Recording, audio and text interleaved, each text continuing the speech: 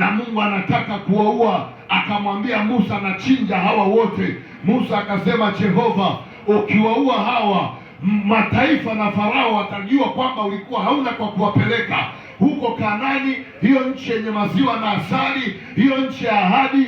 Itaonekana ni propaganda, itaonekana Mungu huna ahadi za kweli. Kwa hiyo Bwana, ninaomba usiwaue hawa watu, ni kweli wamekukosea. Mungu akamwambia Musa, nimekusamehe na hawa watu nimewasamehe, hivyo sitawaua. Badala yake ni kwamba sitaenda pamoja na nyie, nitamwita malaika. Huyo malaika nitamwagiza, ataenda pamoja na nyie, atampiga Mhivi mbele yenu, atampiga Mhiti mbele yenu, atampiga Myebusi mbele yenu, atampiga na Mwamori pamoja na Mperizi. Hakutakuwa na cha kuwazuia nyie kusonga mbele. Musa akawa mjanja, akasema, Bwana sikia, wewe tumezoea kutembea na wewe, tumeuzoea uwepo wako, hatujazoea uwepo wa malaika. Kwa hiyo nataka nikwambie, kama uwepo wako hauondoki pamoja na sisi, ni bora kubaki hapa kuliko kuendelea na safari. Ni bora kufa kuliko kuendelea na safari. Safari ambayo haina uwepo wa Mungu ni hasara, Mtanzania. Safari ambayo haina uwepo wa Mungu huwaga haina baraka. Safari ambayo haina uwepo wa Mungu ni safari inayoweza kukwama popote. Safari ambayo haina uwepo wa Mungu, hiyo safari usianze kupiga hatua bila uwepo. Ndio maana Mungu alipoiona dunia, akaona namna vile dunia ina wayawaya, vile dunia ina yumbayumba, vile dunia haiwezi kujisimamia. Akakumbuka Mungu ya kwamba huyu mwanadamu hakutamkwa akatokea, vingine vilitamkwa vikatokea. Mwanadamu nilimuumba, mwanadamu nilimpa sehemu ya roho, nikapulizia akawa uhai.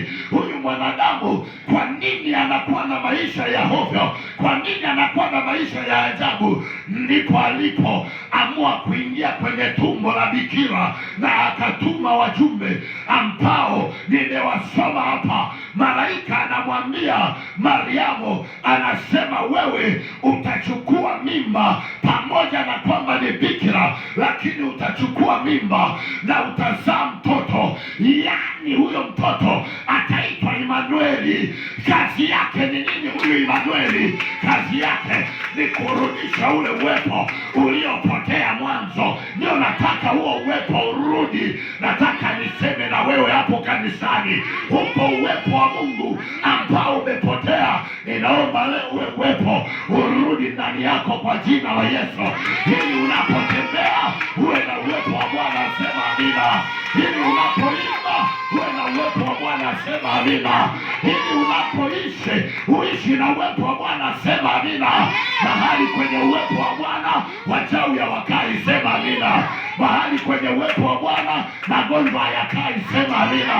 Mahali kwenye uwepo wa Bwana hakuna uchawi wala uganga. Sema amina. Mahali kwenye uwepo wa Bwana hakuna kukataliwa. Sema amina.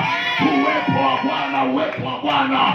Imanueli, Imanueli, Imanueli, Mungu pamoja. Wakati watu wanaonielewa hapa, ni Mungu pamoja nasi. Nasema Mungu pamoja nasi. Nasema Mungu pamoja nasi. Kwenye maisha Mungu pamoja nasi. Kwenye biashara Mungu pamoja nasi. Kwa watoto wetu Mungu pamoja nasi. Lolote tunalofanya Mungu pamoja nasi. Sisi sio kama hao wasio na Mungu. Sisi tunaye Mungu, na ndio maana tunayaweza mambo yote katika yeye atutiaye nguvu. Na 2026 lazima kieleweke, maana Mungu pamoja.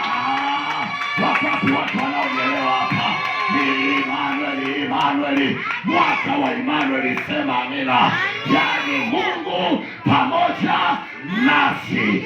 Mungu pamoja na biashara zetu, Mungu pamoja na uzao wetu, Mungu pamoja na vipawa vyetu, Mungu pamoja na karama zetu, Mungu pamoja na huduma zetu, Mungu pamoja na mambo yetu yote, Mungu pamoja na kanisa letu, Mungu pamoja na wachungaji wetu, Mungu pamoja na waimbaji wetu, Mungu yaliyoshindikana yatawezekana. Hatuko peke yetu, ni Mungu pamoja nasi. Waliokaa mkao wa kukucheka, my God, watashangaa ya kwamba hawatakucheka. Watapigwa na butwa, watapigwa na mshangao. Masikio yao yatawawasha kutokana na habari zitakazokuwa zikisemwa zinazokuhusu wewe. Achayo masikio yakawawashe kwa jina la Yesu. Hawataamini macho yao. Tumekwama miaka mingi. 2026 hatutakwama, maana Mungu pamoja nasi. Nasema 2026 tutapanga mipango itakayopangika. Hatuko peke yetu, Mungu pamoja nasi. Tutawasomesha watoto shule yoyote, hatutashindwa kulipa ada. Hatuko peke yetu, Mungu pamoja nasi. Tutakula chakula chochote tunachotaka. Kwa nini? Hatuko peke yetu, Mungu pamoja nasi. Tutapanuka kihuduma, tutapanuka kivyovyote vile. Hakuna jambo tutafanya tutashindwa. Kwa nini? Hatuko peke yetu, Mungu pamoja nasi. Uwepo wa Mungu mahali popote ukikaa, hakuna hasara. Mtu mmoja aseme amina hapa. Uwepo wa Mungu mahali popote ukishuka, hakuna hasara wala hakuna uharibifu. Siku moja uwepo wa Mungu ukashuka mahali wamemdumbukiza Danieli, alafu simba wakajikuta wanashindwa kuachana mdomo kumtafuna Danieli. Nini kimekamata, kimezuia?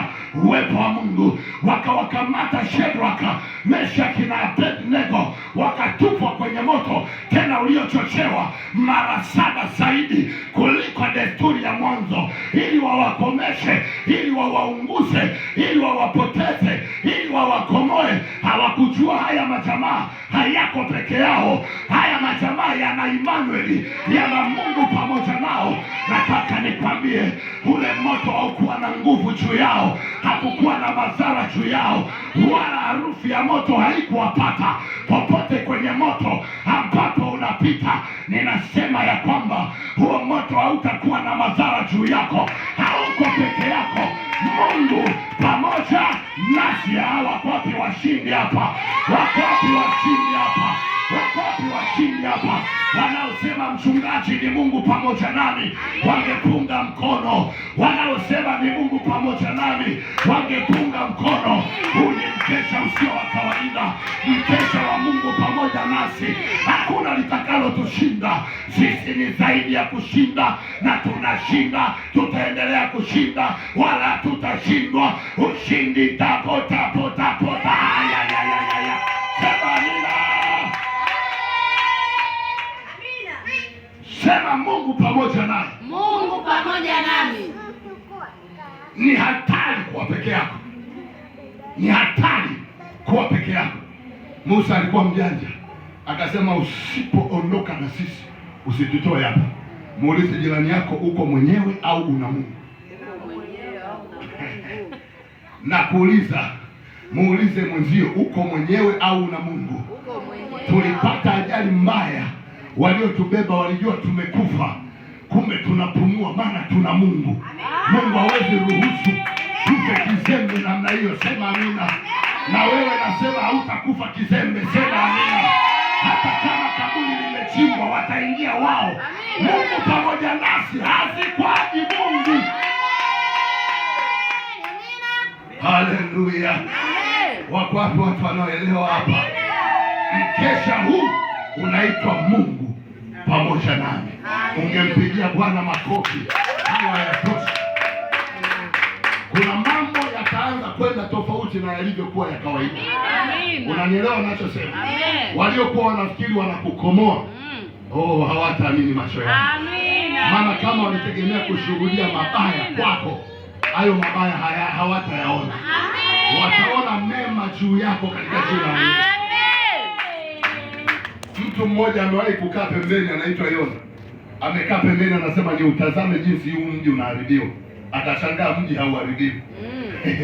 Wakina Yona wanaweza kuwa wako wengi ambao wamekaa wanataka kukodoa vile ukiharibikiwa. Watashuhudia ustawi wa maisha yako. Hawataamini macho yao, maana sio wewe, Mungu pamoja nawe. Ungempigia Jehova tena makofi ya shangwe. Haleluya. Sasa nataka nijibu maswali mawili. Swali la kwanza, kwa nini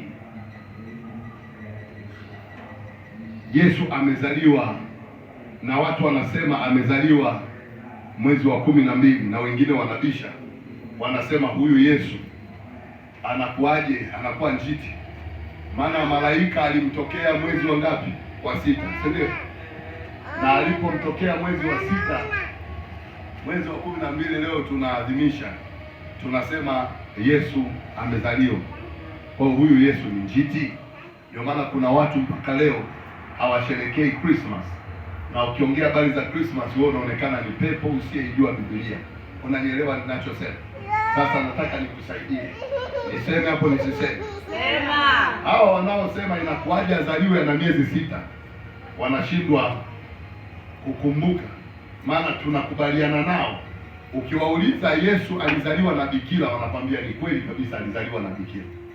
Sasa kama amezaliwa na bikira ambaye hajui mwanaume, anashindwaje kuzaliwa kabla ya hiyo miezi 12?